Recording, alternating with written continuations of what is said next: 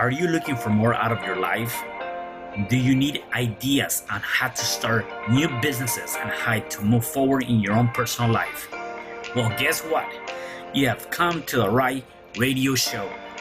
At You Can Overcome Anything podcast show, you will learn and hear from many people from all walks of life who are sharing their challenges, their stories, the habits, and the mind shifts they had to overcome to become who they are today. On top, you will get a chance to connect and see how you can overcome anything by networking and learning about your next move through this radio show. I present to you our great speakers at You Can Overcome Anything podcast show with your host, Cesar Espino.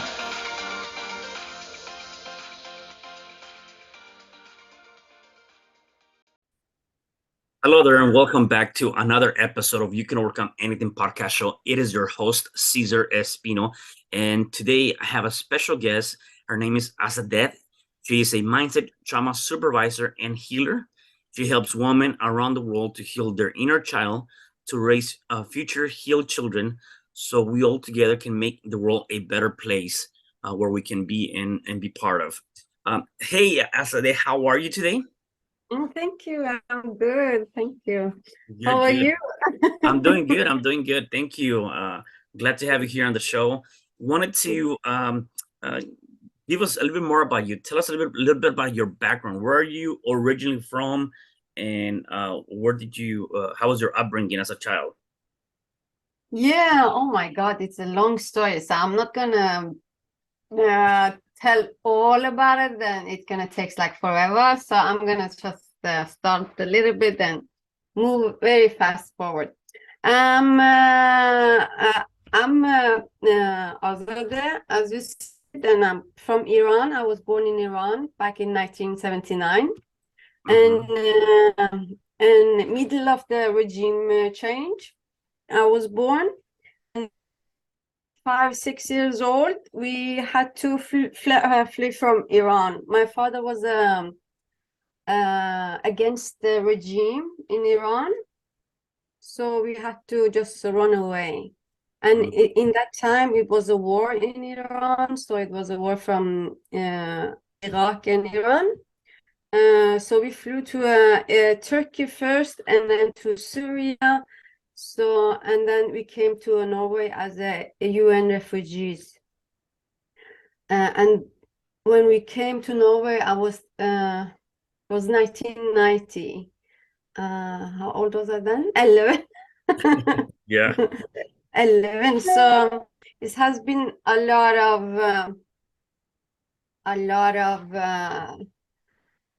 what should I say, uncertainty in my childhood. It has been a lot of abuse, bullying, and it has been so much in my childhood. So I have come to this conclusion that the thing I have been through, even though it's so much of it, so much trauma in my life, it has been because of me be there for others. So I feel that if my story can help others to heal, then what I have been through has not been a waste of what I can say, life. Right. Yeah. Yeah. One thing that I tell people, a lot of times we go through certain things in our lives, and the things that we go through, even though they might have been painful, even though that again there was a lot of stuff that was happening in our lives, sometimes from that pain point a purpose is born, or something that we can do. And in this case, it's exactly what you're talking about, is how can I utilize some of the things that I've gone through in my own life, and if it's serving to help somebody else, then as you mentioned, that one thing that even though was painful has helped me and help others, and that purpose is served, which is good. Yeah, I'm totally agree with you. Yeah. So okay, so you flew out of Iran at an early age. Where did you guys end up going to? Excuse me, where we was about Hmm. Go. Oh, we was just out of Iran because they was about to kill my father. So it was urgent to just get out of Iran. So we were in Turkey, we were a lot of places in Europe, and then we were in Syria in 4 years. So it was a long journey. We was on a run in 5, 6, 7 years. Like, yeah. Wow. So yeah, I lost all my childhood. I went to first grade in Iran, uh, and I was about to start in second grade when we flew away. And then I was without the school for so long. It was harsh. It was very harsh. Right. Yeah. So tell me, I mean, obviously you mentioned that you definitely lost your childhood, right? So you didn't really have a childhood. What did that do to you when you look back? What did that do to you as you were growing up and who you are now? A lot, actually. A lot. I feel I have got so much setback. As if I'm gonna think about the professional way, uh, I I I I think that I didn't become what I was meant to become because of all this time I was without school and safety or anything, or in professional way. And the other way is I didn't have any safe person to be with. It was so much going on. It was so much crazy that happened during that time. So it has a lot of say, when you grow up. And I know I'm with my children. I had to work a lot with my children. So I don't,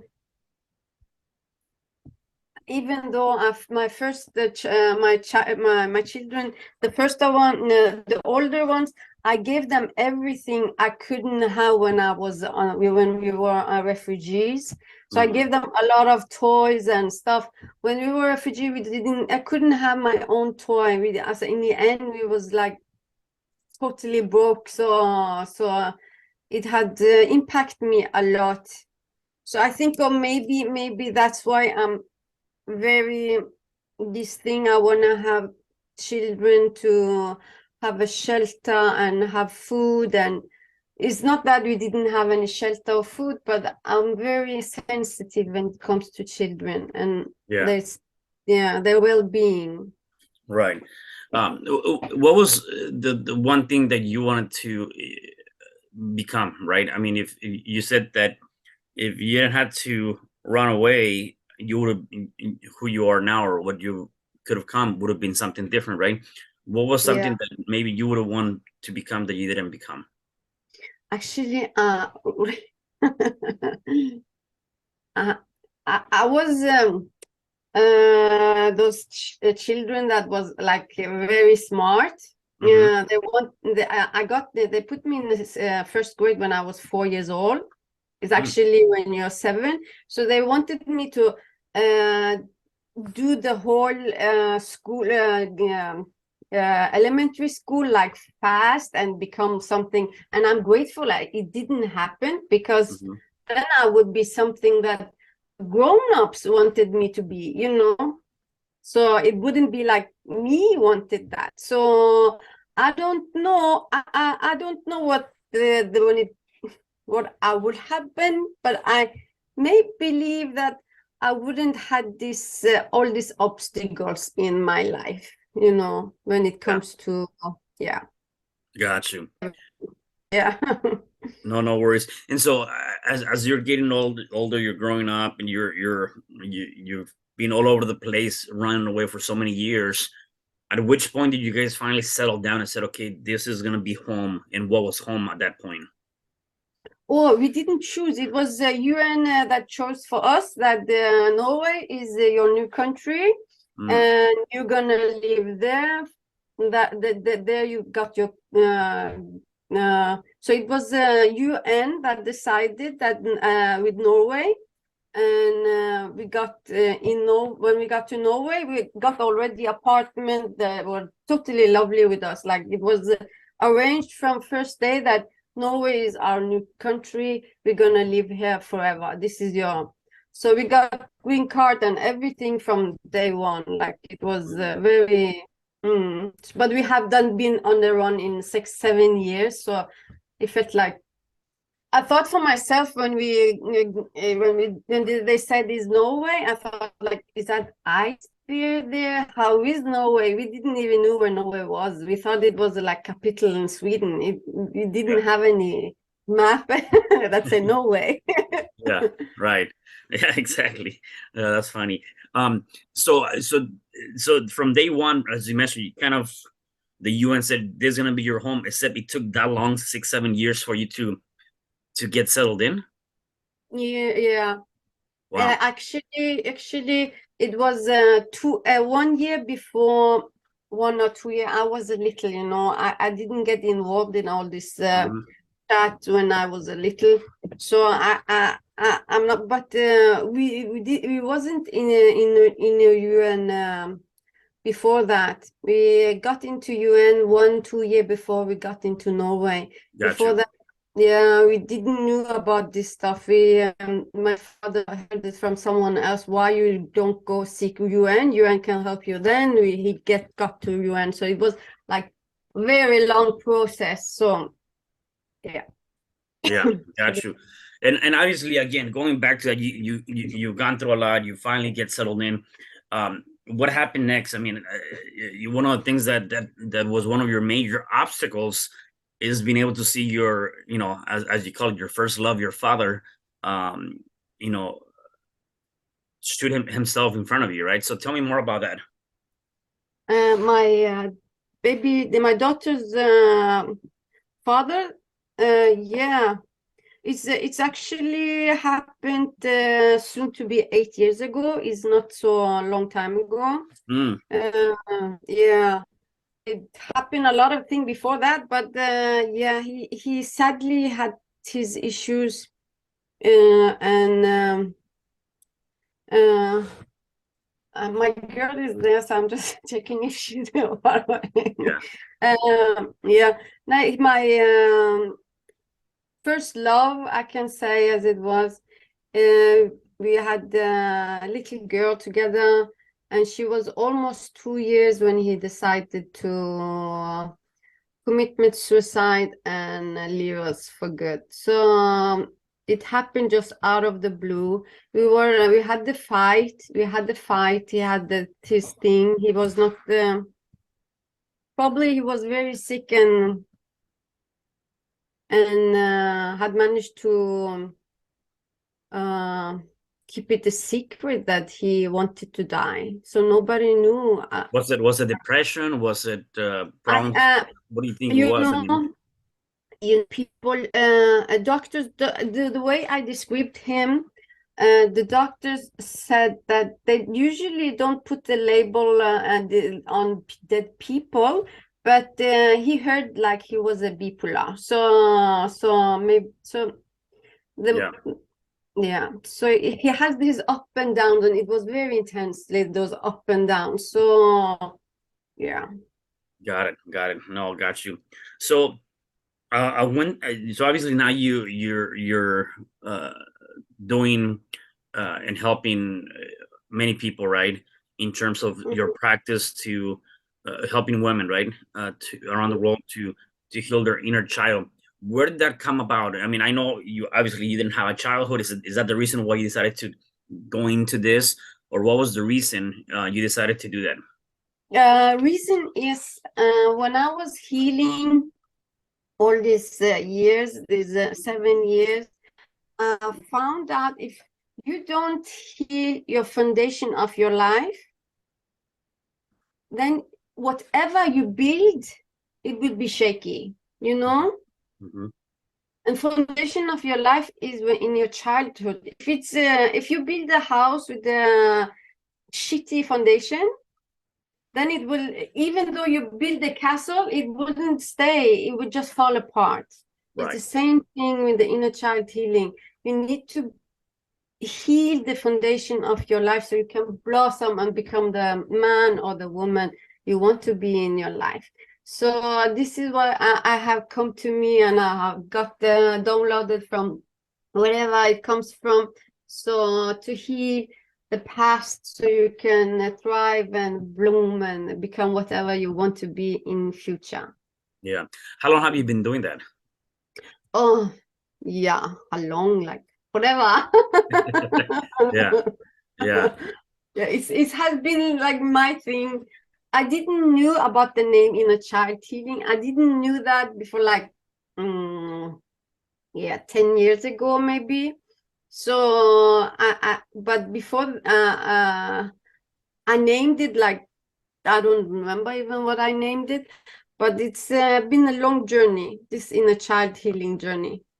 Hmm. Right, right. For those of the people that are listening to us and watching us may not know what that really means, can you just give me a quick description overview of what it is to heal the inner child? Sure.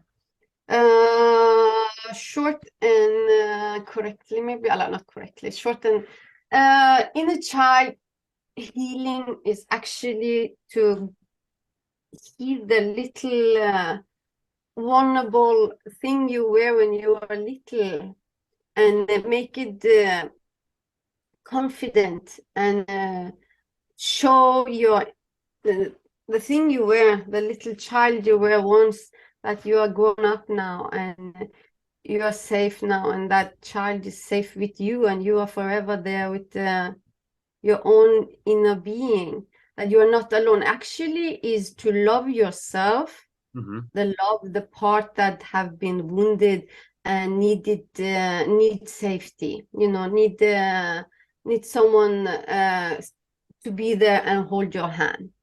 When you get triggered of a thing that happens to you and you go back and maybe act like 5 years old or 14 years old or 20 years old or whatever, is actually to take that 5 years old or 14 or 20 and making sure that it's safe and you are safe. Hmm. You are in your body. You are here. You are not there. What happened to you when you were little or younger? You are here now. So it's actually to build you up, to make you confident about now Yeah, and right. let the past be. Yeah. What you mentioned obviously when you were going through your own healing, you did a lot of different things. Can you talk about some of the things that you did to help you heal your inner child? Sure, sure. I have actually a lot of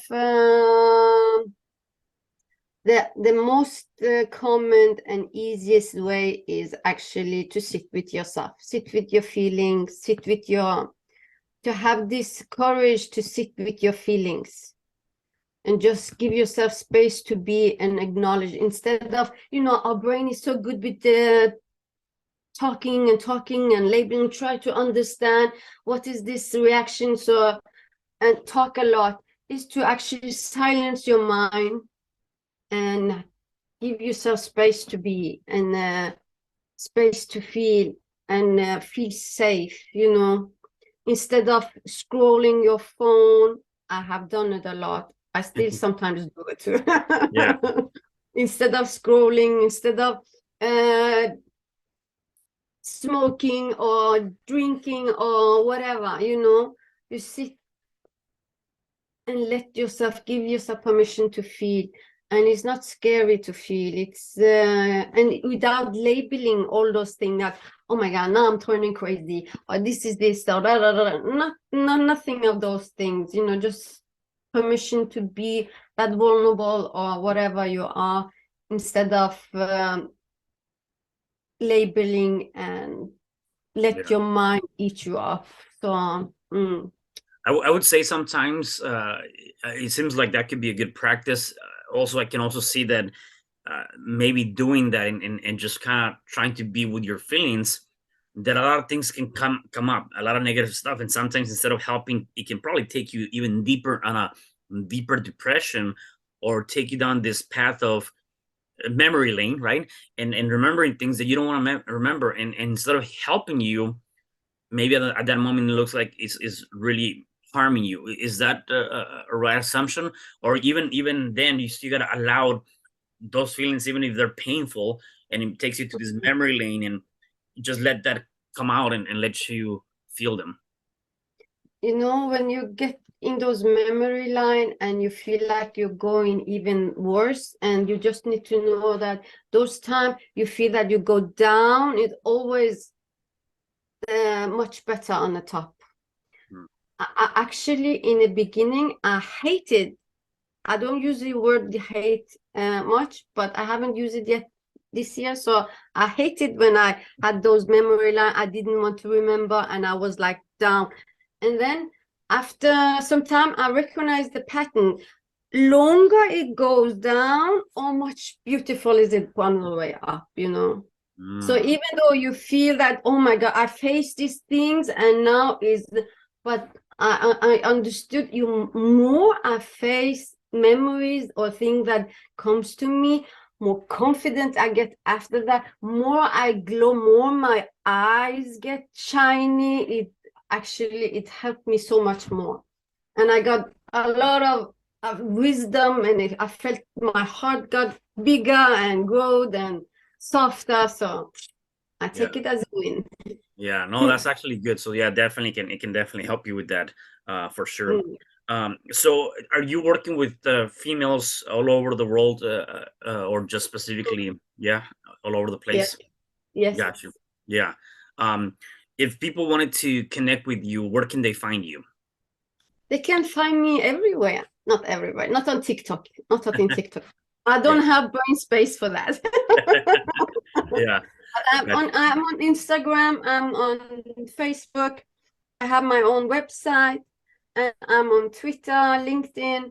I'm not active everywhere, but I have uh, located myself those places. Yeah. Mm. And how would they find you and under what? They can find me on my just my name. My whole name is my Okay. brand. Okay. So Azadeh Aslanzadeh Azari. And my website is easy. My website is just www.azadehazari.com. Okay. Okay. Got you. And we'll have that on the show notes so people can actually connect with you too, for that.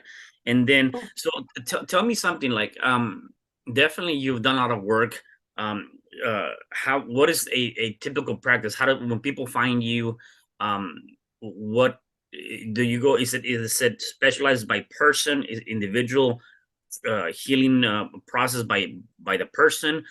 How are your programs? Is it weekly programs, monthly programs? How does that work? Oh, I have actually a trauma course that I really want people to take, and I have a 4 weeks program and 8 weeks program and 12 weeks program of so this is the programs I have. I really recommend the 12 weeks, 4 week, and I have actually two programs for women with less money, so they get the help they need without paying full price. Okay. So, and it's not many that have this option, but I feel that I want to have it. Gotcha. Mm. Yeah, yeah. No, that's good. Can you tell me some of the things that you do on a day-to-day basis to kind of keep you up and going in a positive state of mind? Yes, I would love to. Actually, I have this thing with acknowledging. Acknowledging. Before I had this thing that if I didn't do those tasks, I have put myself on list to keep my mental health in check, like be outside every day and walk in 2 hours. If I didn't do that, I beat myself up and made myself like this nagging in my head that now you've been lazy, blah, blah, blah, blah, blah, blah. No, I don't do that. I just acknowledge, acknowledge, acknowledge, acknowledge. Acknowledging is the best thing you learn to do with yourself, and you heal so much faster. But just okay, today when okay, I didn't do the dishes, but I got up from my bed and took a shower. Okay, Mhm. it doesn't work like this. I have a little kid to take care of, so I have to wake up every day. But Right. acknowledging what I do with myself is acknowledging instead of giving myself a panic attack or whatever. I acknowledge today I had planned of to walk in 2 hours, but I didn't do that. So, and it's totally okay. It's okay to not be okay. And the second part I do is never ever listen to my mind when I'm too tired. Mm-hmm. Never ever listen to my mind. Mm. It's been actually the hardest thing I have learned, and it's the best thing I have learned. Yeah. Wow, I love So, that. yeah. So whenever when I'm too tired and my mind go there, I'm like, okay, I'm not listening. And I'm saying, thank you for your services. Your service is no longer needed. You are free to go. So I'm talking aloud to myself. I'm so blessed with living where I live. I live in the woods, in cabin in the woods. It's my dream, actually. Mm-hmm. So I do a lot of screaming outside. Yeah. Yeah. Okay. And it helps me. Yeah, it helps me a lot. In No, the that's woods, yes. yeah, no, that's good. I love that. I love that. My last question for you is for the people that are watching us and listening to us, if they're going through any challenge, whatever challenge that might be, what is one thing they can do to start overcoming that challenge? Ah, you know, you are not alone. It's the best thing to do is seek help. You know, Mm. it's hard for people to ask for help because we are so afraid of being labeled for something, you know. But it's so many, many beautiful people out there reaching out to help. So it's finding someone, attracting someone that matches you, that you feel, okay, this person can help me, Mm-hmm. Yeah. and go to that person. You are not alone. It's the thing is with the traumatized people, we all that we struggle, we have this thing, we're afraid of asking for help, asking to someone to see us or talk with someone. It's so important to talk or write it down, talking and asking someone to even just to talk. Yeah. Yeah. I love that. I So love that. Definitely yeah. seek for some help and assistance for sure. Yeah. Yeah, and if it's just a little bit challenge and you don't have the money to even ask for help, is ask someone to talk with them. Just talk, you know, talking. When you talk, you give this power away. When you don't talk, you make it like grow inside you or become totally biggest mountain to carry behind you. But when you talk, you give it power away and take your power back. So talking is effective. Yeah, definitely. No, I love that. I definitely love that. Um, Azadeh, I mean, thank you again for being here on the show. Really appreciate having you. Are there any other things that you would like to share before I let you go? No, I just want to say thank you for having me. I feel so honored to be on your podcast. So thank you so much. So thank you. Awesome. No, thank you for being here. Really appreciate it. And for the rest of you guys, do me a favor. Make sure you guys share this podcast because definitely somebody needs to hear this message. And I'll see you guys at the next episode of You Can Overcome Anything podcast show. Thank you. Hi, I'm Cesar Espino, real estate investor, business coach, and consultant, and author of the book, You Can Overcome Anything, Even When the World Says No. My number is 424-501-6046. In my book, I talk about making the necessary changes to shift your mind for prosperity and certainty. Pick up your copy at Amazon. I also love helping families with their real estate and can purchase your house fast and all cash. Follow me on Instagram, Facebook, and LinkedIn. My number is 424-501-6046. Thank you for having me today. I am so glad you've tuned into this podcast. You can find me at your favorite podcast platform where you can like, subscribe, comment, and share. And to learn more about myself, my services, you can find me at www.CesarRespino.com, or you can also find me at your social media. Thanks for joining me, and I am looking forward to having you at the next episode. And know you truly can overcome anything.